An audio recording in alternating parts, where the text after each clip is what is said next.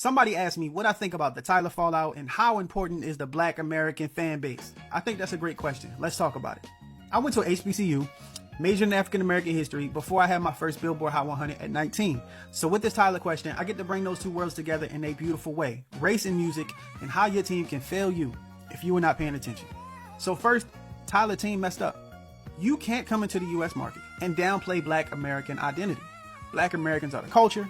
We're the engine that decides what's hot and what's not.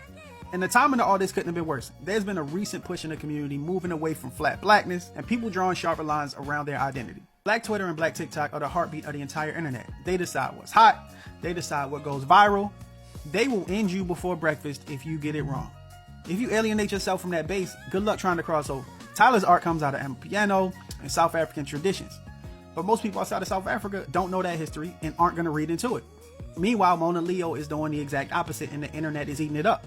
She is leaning into her Black American identity with this whole Black American princess lane. And that works so well because it mirrors what people are going through right now. It's clarity, it's specific, and that depth connects. She's taking the crown no one ever thought to claim. Black American princess. She's draping herself in the Black American flag in the video while also showing love to the whole diaspora.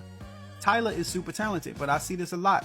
Younger artists and even streamers get draped into these generational conversations without the language to properly navigate through them. And that's where a team should step in, but hers didn't. And the bigger artist problem is too many of them get stuck in a lawyer, manager, label bubble. And that bubble turns into an echo chamber full of people who don't know the audience beyond profit. That disconnect is how artists walk blindly into all these culture wars and bad conversations. So yeah, connecting with Black audiences isn't just about sales, it's about cultural credibility. Here's a bigger picture. South Africa had an apartheid. America had an apartheid system known as Jim Crow. Same systems, different wording. If you want to look deep into these parallels, you can read Steve Biko, I Write What I Like. He died while being in prison, and Denzel even played him in the movie Cry Freedom.